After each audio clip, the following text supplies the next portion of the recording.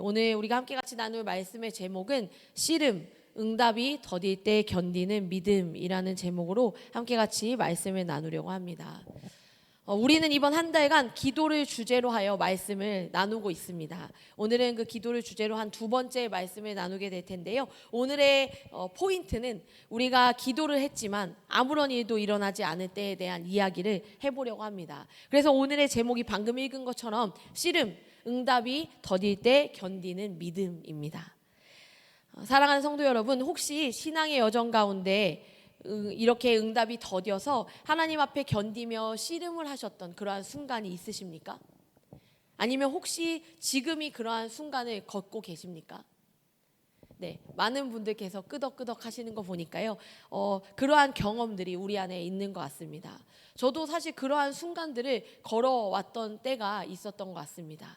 길이감이 어떤 이슈냐에 따라서 조금씩은 다르지만 사실은 지금도 그러한 여정을 계속 걸으면서 내가 정말 있어야 할 곳이, 있어야 할 자리가, 살아가야 할 어떤 삶의 모습이 어떠한 것일까라는 것은 언제나 끊임없이 하나님 앞에 기도하며 갈구하는 것 같습니다. 우리가 사실 신앙생활을 하시면서 가장 힘든 순간이 언젠가라고 생각해 보신다면요, 제가 생각해 볼 때 아마도 바로 그럴 때인 것 같습니다. 무슨 일이 생겨서 또는 그러지 않아도 우리가 기도를 하면서 이렇게 기도를 시작할 때 그러한 순간이 힘들다기보다는 기도를 계속 쭉 해왔는데 도대체 하나님으로부터 아무런 응답이 주어지지 않는 것처럼 느껴질 때, 도대체 이 상황이 전혀 변화가 되지 않는다고 느껴질 때, 그렇게 느끼게 될 때, 이럴 때가 어려운 순간이 아닌가 생각을 합니다. 간절히 부르짖었습니다. 금식하며 매달렸습니다. 그런데 내 상황이, 내 가정이, 내 진로가 바뀌기를 우리가 이렇게 눈물로 구했지만 하나님이 침묵하시는 겁니다. 우리 가정 안에서의 어떠한 상황, 가족 간의 관계, 또 어떠한 사람과의 관계, 어떤 물질에 대한 문제, 또 교회 안에서의 어떠한 일들, 기타 등등의 많은 문제들을 하나님 앞에 온전히 맡겨드리며 계속해서 기도해 왔지만 도무지 하나님이 내 기도를 들으시는 건가? 하나님 계신 건가? 라는 그러한 생각이 들 때 우리 안에 어려운 마음이 들기도 하는 겁니다.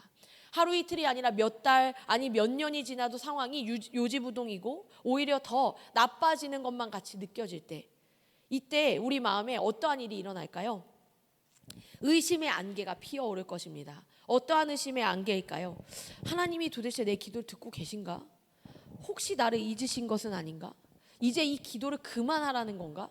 이러한 고민이 시간이 더 장기화되고 심각해지면 심지어 이렇게까지 생각이 발전하기도 합니다. 하나님이 진짜 계시긴 하는 건가?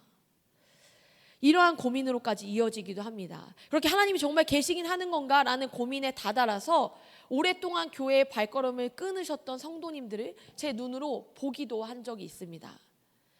감사하게도 어떤 분은 오랜 시간이 지나 돌아오셨지만 또 어떤 분은 아직까지도 돌아오지 못한 분들을 보기도 하는 것 같습니다.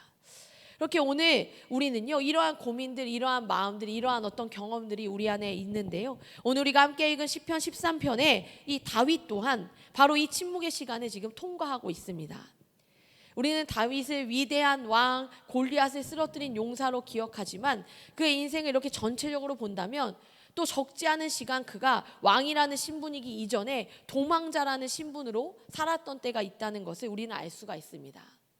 하나님께 왕으로 기름 부음을 받았다는 약속은 분명히 있습니다. 그 순간이 있으니까요. 그런데 현실은요, 사울 왕의 칼날을 피해 광야를 떠도는 그러한 신세였던 것입니다. 약속과 현실 사이의 이 거대한 간극, 이것이 다윗을 너무나도 힘들게 하지 않았을까 생각해 보기도 합니다. 오늘 설교의 주제가 그래서 씨름인데요, 응답이 즉각적으로 올 때는요, 이러한 씨름이 사실 필요 없습니다. 그저 어떠한 응답이든 감사함으로 받으면 될 것입니다. 그러나 응답이 더딜 때, 하나님이 침묵하신다고 느껴질 때, 그때 이제 우리는요, 상황이 전환됩니다. 우리의 믿음은 치열한 씨름으로 바뀌어지는 것입니다. 상황이 변하지 않아도 신실하신 하나님을 신뢰하며 버티는 영적인 끈기, 오늘 다윗의 고백을 통해 우리는요, 이 거룩한 씨름을 통한 승리의 비결을 배우기를 소망합니다. 오늘 함께 같이 읽은 시편 13편은 많은 신학자들이 이야기하기를 다윗이 사울을 피해 도피하던 때에 쓴 시로 추정합니다. 다윗이 그렇다면 얼마나 도피 생활을 했을까? 정확한 기록을 성경에서 숫자로 보기는 어렵지만 여러저러한 사건들을 중심으로 예측할 때 대략 10년 정도의 세월을 도피하며 살았다라고 이야기를 합니다. 그러니까 다윗은요, 하루 이틀도 아니고 1, 2년도 아니고 10년 정도의 기간을 도망자로 살아가는 것입니다. 그러한 가운데 하나님 앞에 얼마나 많은 기도를 했을까요? 얼마나 많은 질문을 했을까요? 얼마나 고통스러워하며 토로했을까요? 저는요, 제가 다윗이라면 이렇게 생각을 했던 적이 많은데 이런 기도를 하지 않았을까 생각합니다. 하나님, 누가 기름 부으시라 했습니까? 저는 원래 왕이 되고 싶다고 제가 말한 적도 없어요. 아니, 그런 생각은 하지도 않았습니다. 그런데 왜 기름을 부으셔놓고는 저를 이토록 고통스럽게 하시고 죽지 못해 살게 하십니까? 제가 이렇게 미친 척까지 하며 도망 다녀야 하는 게 정말 맞습니까? 이렇게 따질 수도 있지 않을까 하는 생각을 해보기도 합니다. 저도 사실 이 사역의 여정을 걸으면서 지금 생각해보면 별일이 아닌데가 아니라요, 지금 생각해봐도 그때 진짜 힘들었다 했던 순간이 저에게도 있었습니다. 사실 20대 중후반에서 30대 초반에, 물론 지금도 아기 같은 어리지만 그때는 정말 아기 같을 때 20대 후반이라고 생각해 보십시오. 그런 나이대에 자녀가 있으신 분들 한번 생각해 보세요. 그 당시 그때 제가요, 사역을 하는데 정말 어려운 일이 많았습니다. 그래서 삶에서 어떻게 그런 순간이 나에게 오지?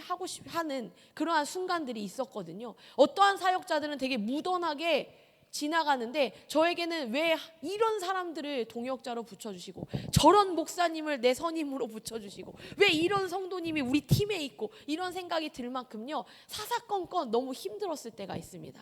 사실 어린 나이에 종종거리면서 전도사라고 네네 하면서 견뎠지만요, 집에 돌아가는 길에는요 눈물조차 나지 않았습니다. 왜냐하면요, 너무너무 힘들고 슬프면 울지도 못하겠더라고요. 그래서 항상 지하철을 타고 집에 돌아가는데, 제가 이제 집에 가서요, 저희 엄마에게 그런 얘기를 했습니다. 왜냐하면 저는 신학대학을 엄마가 기도해서 갔다고 당시에 생각했기 때문에, 왜 그런 기도를 해서 신학대학을 가게 해서 왜 내가 전도사가 됐냐. 그랬더니 저희 엄마가 그런 얘기를 하는 거예요. 하나님 앞에 물어라. 하나님이 너를 보내셨다. 그래서 제가 하나님 앞에 물었습니다. 누가 제가 사역한다고 했습니까? 하나님도 아시겠지만 저는요, 다른 거 했으면 돈 많이 벌었을 거예요. 저 잘하는 거 많지 않습니까? 하면서 아주 교만하고 건방지게 하나님 앞에 기도하면서, 왜 제가 하겠다고도 안 한 신학대학을 보내셔서 굳이 전도사를 하라고 하시는 거예요. 막 그렇게 따지며 기도한 적이 있습니다. 또 그렇게 기도하다가도 계속 해결이 안 되니까 엄마에게, 원래는 사실은 지금은 그러지 않지만 당시에는 엄마가 가장 쉬워 보였다는 그런 어리석었던 삶을 살았을 때에 어머니에게 또 이야기했습니다. 도대체 왜 이렇게 힘든 거냐고. 그랬더니 저희 엄마가 웃으면서 그러는 거예요. 야, 하나님이 훈련하시는 거지. 야, 네가 승승장구해봐라. 다 네가 잘나서 그런 줄 알지. 하나님이 그러니까 깨닫게 하시는 거야. 네가 잘나서 잘 되는 게 아니다. 내가 너 못났는데 쓴다. 너가 지금 이런 상황이 아니면 그걸 알겠냐라고 마치 남의 일을 얘기하듯이 하는 엄마를 보면서 하나님한테, 하나님 저 그거 몰라도 되니까 훈련 필요 없습니다. 그렇게 건방지게 기도했었던 순간이 있습니다. 사실 그렇다고 하나님이 저에게 다른 이야기를 해주시지 않았지만요, 그 기도를 한참 하고 지나고 났을 때 어느 날 제가 담당했던 아이들 앞에서 함께 같이 시간을 보내는데, 갑자기 늘 봤던 아이들인데 그 아이들 앞에서 심장이 막 뛰고 뜨거워지는 마음을 느끼게 하셨던 순간이 있거든요. 그냥 아이들하고 이야기를 나누는데 눈물이 막 나려고 하는 거예요. 그때 하나님이 저에게 말씀하시는 것 같았습니다. 심장이 뛰지? 좋지? 마음이 뜨거워지지? 그 마음을 아는 자라서 하라고 했다. 그러한 마음을 저에게 주셨던 것 같습니다. 그래서 그때부터 입 다물고 우선은 걸어가고 있는데요, 그렇듯이 우리의 삶에서요, 하나님 제가 언제 그걸 바라기나 했습니까? 이렇게 또 원망할 때도 있지 않을까. 제가 다윗이라면 그랬을 것 같습니다.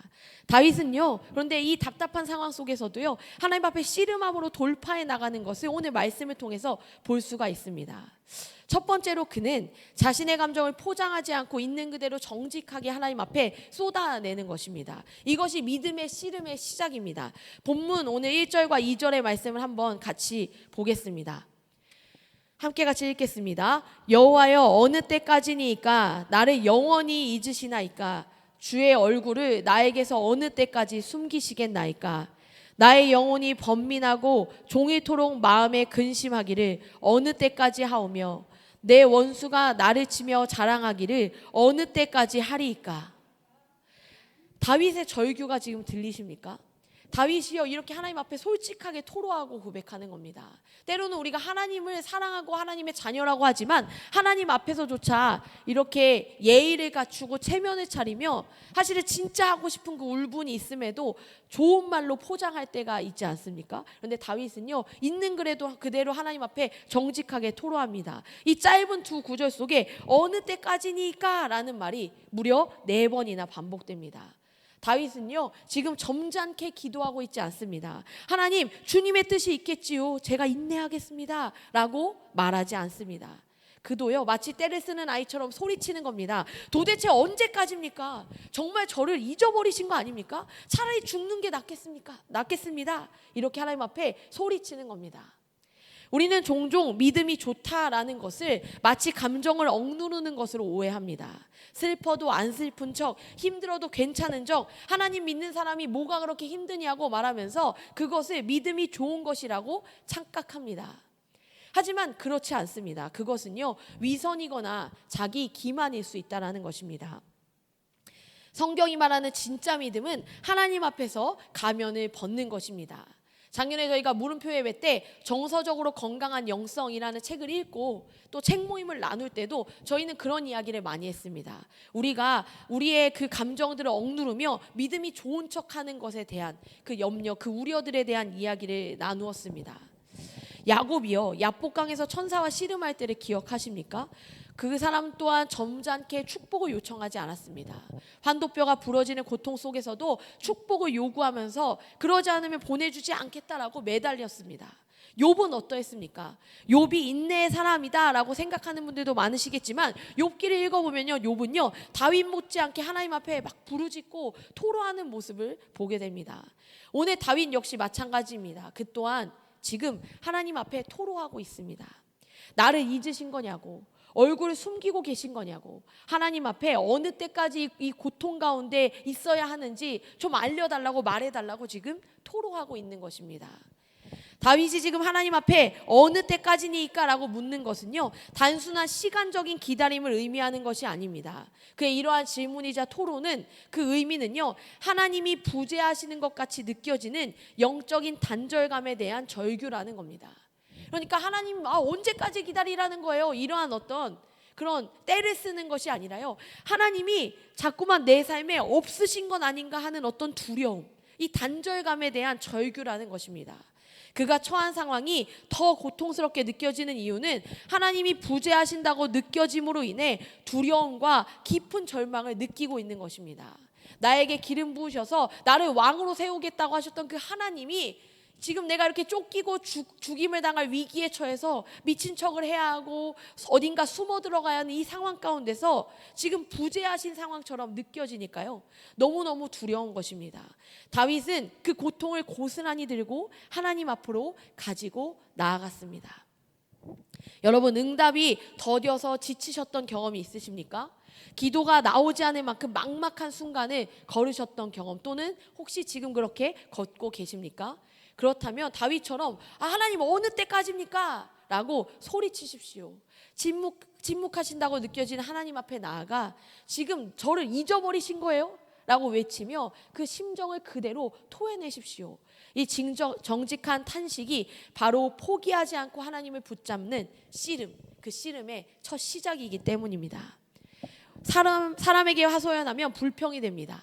그러나 하나님께 쏟아놓으면요, 그것은 기도가 됨을 기억하시기 바랍니다. 절망적인 탄식을 쏟아냈던 다윗에게 놀라운 변화가 일어납니다. 3절에서 기도의 내용이 바뀌어지는데요, 3절의 말씀을 함께 같이 읽겠습니다. 여호와 내 하나님이여,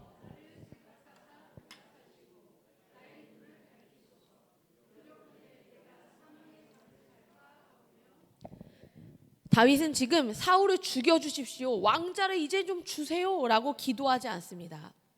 그의 기도는 나의 눈을 밝히소서라는 간구로 모아집니다. 여기서 눈은 육체적인 시력을 말하는 것이 아닙니다. 영적인 통찰력을 이야기합니다. 다윗은 지금 깨달은 것입니다. 지금 내가 겪는 가장 큰 위기는 사울의 추격이나 이러한 배고픔이 아니라 고통 때문에 영적인 눈이 어두워져서 그 고통으로 인해 영혼이 흐려져서 하나님을 보지 못하는 상태가 되는 것이 가장 두려운 일이라는 사실을 깨달은 것입니다.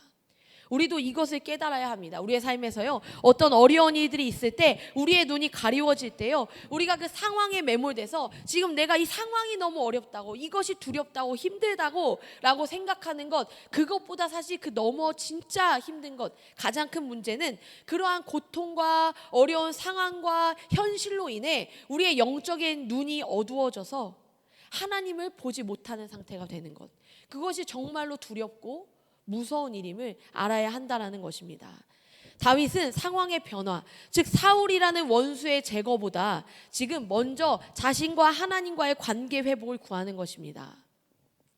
우리가 말씀 가운데 너희는 먼저 그의 나라와 의를 구하라 라는 말씀이 있지 않습니까? 사실 우리는요, 지금 제 입에 들어갈 것이 없는데 무슨 먼저 그의 나라와 의를 구합니까?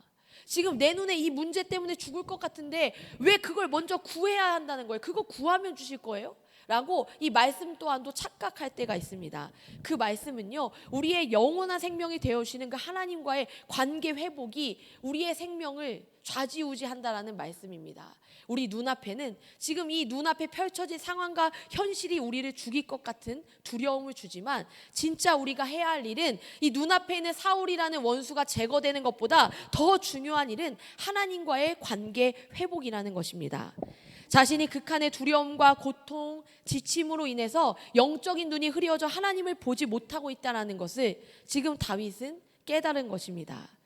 그래서 하나님 앞에서 다윗이 구하는 것이 무엇입니까? 하나님, 나의 눈을 밝혀주십시오. 하나님, 사울 좀 없애주십시오. 제발 좀 없애주세요. 그러면 제가 왕이 된다라는 걸 좀 믿겠습니다. 제 눈에 좀 현실이 나아지는 걸 봐야 이제는 왕이 되나 보다 이렇게 하지 않겠어요? 라고 기도하는 것이 아니라 그걸 다 두고요, 하나님, 나의 눈을 밝혀주십시오. 제가 지금 안개가 눈을 가리워서 그 하나님을 보지 못하고 있습니다. 나의 눈을 밝혀주십시오 라고 기도하는 것입니다.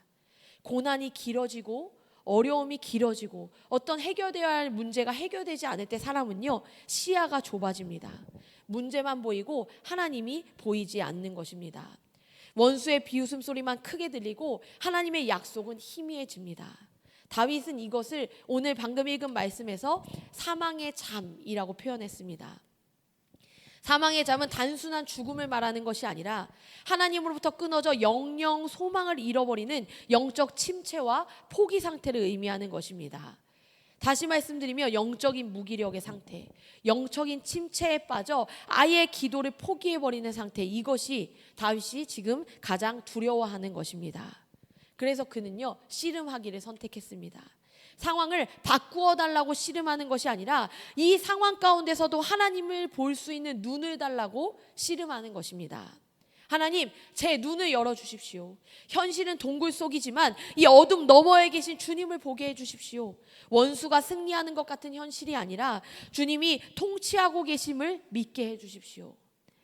다윗은 지금 육체의 생존을 넘어서요, 어떠한 씨름을 하고 있냐면 영적인 생존을 위해 씨름하고 있는 것입니다.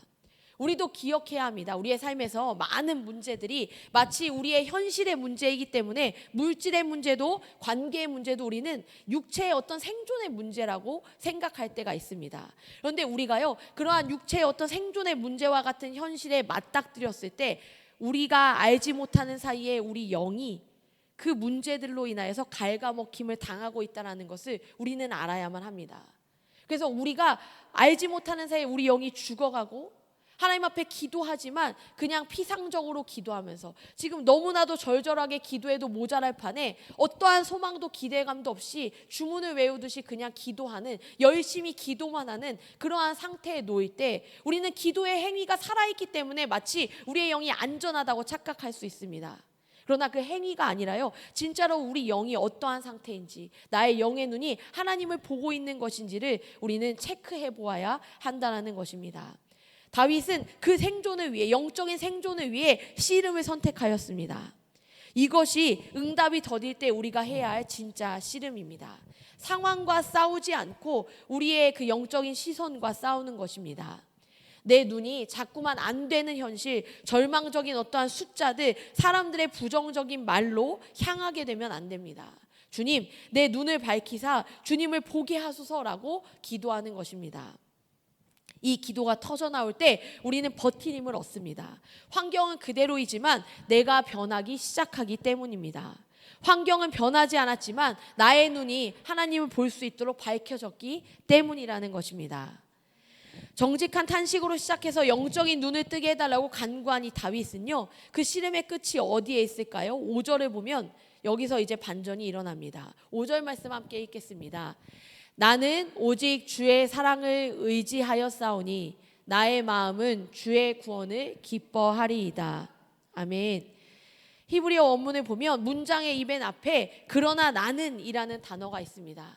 그러나 나는 오직 주의 사랑을 의지하여 싸우니 나의 마음은 주의 구원을 기뻐하리이다. 그러나 나는 어려운 상황이지만, 힘들지만, 두렵지만, 동굴 가운데 있지만, 그러나 나는 오직 주의 사랑을 의지합니다. 그래서 나의 마음은 이 상황 가운데서도 주의 구원을 기뻐합니다 라고 고백하는 것입니다. 그러나 나는, 이러한 상황이 있습니다. 여전히 암울한 상황이고 원수들은 떠듭니다. 그러나 나는 주님을 의지한다라는 것입니다. 우리에게 이 그러나 나는 이라는 믿음의 선포가 필요합니다. 때로는요, 마음은 사실 그러지 않아도요, 믿음으로 한번 고백해 보십시오. 그러나 나는 하나님을 찬양합니다. 그러나 나는 하나님께 감사합니다. 그러나 나는 신실하신 하나님을 바라봅니다 라고 내 마음은 그렇지 않아도 입술로 고백하는 겁니다. 입술로 소리내서 고백하면요, 내 귀가 듣고 내 뇌가 듣고요, 내 영이 듣습니다. 제가 아이들에게 항상 하는 말입니다. 내 귀가 듣고 내 마음이 듣고 내 뇌가 듣고 내 영혼이 들으면 내가 정말로 그렇게 변화된다라고 이야기합니다. 그 믿음으로 우리의 삶에서는 전혀 다르지만 그 완전히 다른 그 역설의 고백을 하는 것입니다. 다윗이 의지하는 것은 무엇입니까? 5절을 다시 보면요, 나는 오직 주의 사랑을 의지하여 싸우니 라고 말합니다. 다윗이 의지한 것은 주의 사랑입니다. 다윗이 의지한 것은 사람들의 평판도 아니고, 다윗이 그래도 지금이라도 함께 같이 도와주겠다고 하는 다윗의 어떠한 든든한 지원군도 아닙니다. 풀려가는 어떠한 상황도 아닙니다. 이 모든 어려움 속에서 다윗이 의지한 것은요, 주의 사랑입니다. 그런데 이 사랑이 어떠한 사랑일까요? 여기서의 사랑은요, 우리가 흔히 떠올리는 그러한 감정적인 사랑이 아닙니다. 이 사랑은 히브리어로 우리가 이미 여러 번 들으셨을 텐데 헤세드를 말합니다. 언약에 기초한 변함없는 사랑입니다. 하나님의 성실하신 사랑을 뜻하는 것입니다. 다윗은 지금 자신의 감정을 의지하지 않습니다. 감정은요, 하루에도 12번씩 변하지 않습니까? 아침에는 믿어지는 것 같다가 저녁에는 절망하는 것이 우리의 감정입니다. 예배를 드리다가 은혜를 받고도 문 밖으로 나가서 금세 불쾌한 일이 생기면 언제 그랬냐는 듯이 화를 버럭내면서 그 은혜를 쏟아버리고 마는 그러한 모습이 우리의 모습입니다. 그렇기에 다윗은 지금 요동치는 자신의 그 감정이 아니라 변하지 않는 사실, 진리라고 말하는 그 사실을 붙드는 것입니다. 그 변하지 않는 사실이 무엇입니까? 하나님의 성품이라는 것입니다. 하나님의 성품을 붙잡기로 결단한 것입니다. 하나님은 한 번 약속하신 것은 반드시 지키시는 분이다. 하나님은 나를 사랑하시되 끝까지 사랑하시는 분이다.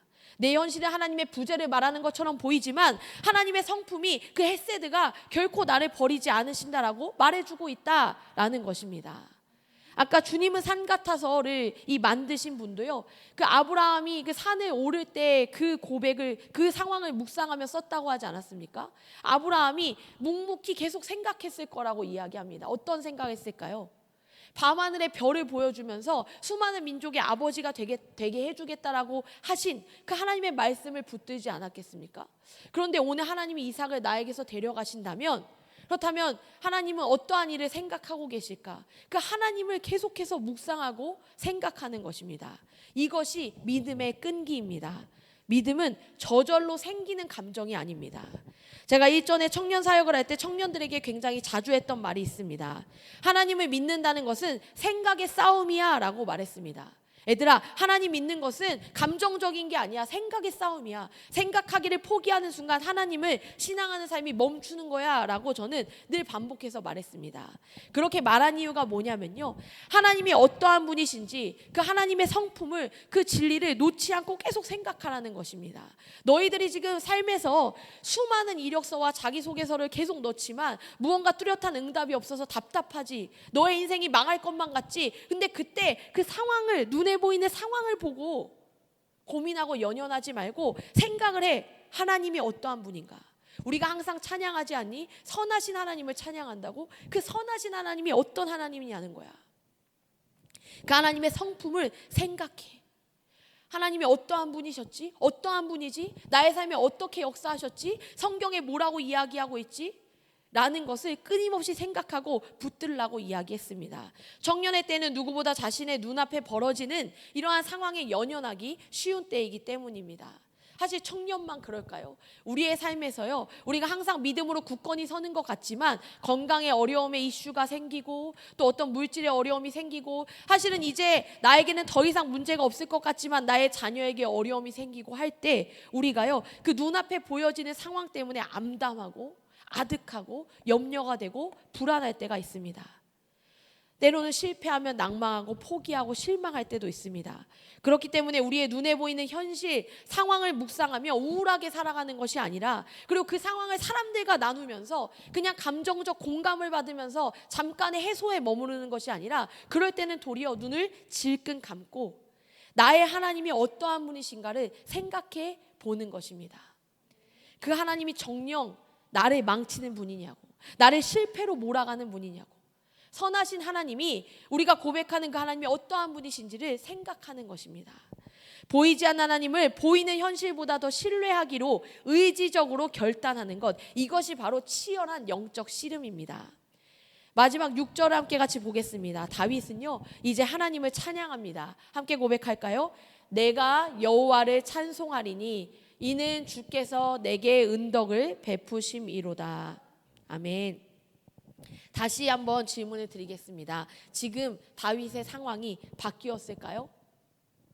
아닙니다. 여전히 도망자이고 여전히 춥고 배고픕니다.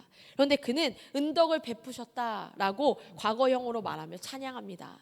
이것은 믿음의 눈으로 이미 받은 것으로 간주하고 찬양하는 예언적 완료입니다. 자신의 모습은 사람들이 보기에 실패자 같을지라도 씨름 끝에 승리를 얻는 자의 모습이 바로 이러한 모습인 것입니다. 이것이요, 기도의 씨름을 통과한 자가 누리는 축복입니다. 처음에는 어느 때까지입니까? 라고 울부짖으며 시작했지만 하나님과 깊이 씨름하며 나의 시선을 교정하고 나니 하나님의 신실하신 사랑, 헤세드, 그 성실하시고 나와 함께 하시는 그 하나님의 사랑이 믿어지는 것입니다. 그래서 상황은 그대로이지만 내 영혼은 이미 승리했기에 찬양이 터져 나오는 것입니다. 말씀을 마무리하겠습니다. 우리의 삶에는 여전히 풀리지 않는 숙제들이 있습니다. 2월 우리는 기도의 달을 보내고 있지만 여전히 응답이 없는 기도 제목 때문에 가슴을 치는 분들도 계실 것입니다. 그러나 기억하십시오. 응답이 더딘 시간은 하나님이 우리를 거절하신 시간이 아니라는 것입니다. 부재하신 것이 아니라는 것입니다. 그 시간은 우리의 믿음이 자라는 시간입니다. 어린아이처럼 떼쓰는 신앙에서 하나님의 성품을 신뢰하며 버티는 성숙한 신앙으로 자라나는 영적인 근력을 키우는 시간입니다. 그렇기 때문에 성도님들께도 이 씨름의 자리에 초대해 드립니다. 삿발을 매십시오. 다윗처럼 씨름하십시오. 하나님 앞에서 우십시오. 그러나 거기서 멈추지 말고 함께 같이 눈을 들어 하나님을 바라보시기 바랍니다. 그리고 의지적으로 결단하십시오. 내 상황이 아무리 절망적이어도 또는 해결되지 않는 오래된 문제가 켜켜이 먼지가 쌓인 것처럼 있을지라도 나는 신실하신 하나님을 신뢰하기로 선택합니다 라고 고백하는 겁니다. 이 거룩한 씨름을 포기하지 않는 한 저와 또 사랑하는 우리 성도님들은 반드시 승리할 것을 믿습니다. 긴 밤이 지나면 새벽이 오듯이 하나님의 때는 반드시 옵니다. 그때까지 기도의 끈, 이 믿음의 삿발을 놓지 않고 하나님 앞에 씨름하며 상황보다 크신 하나님을 바라보고 그 하나님을 찬양하며 버텨내는 씨름하는 저와 여러분이 되시기를 주님의 이름으로 축원합니다.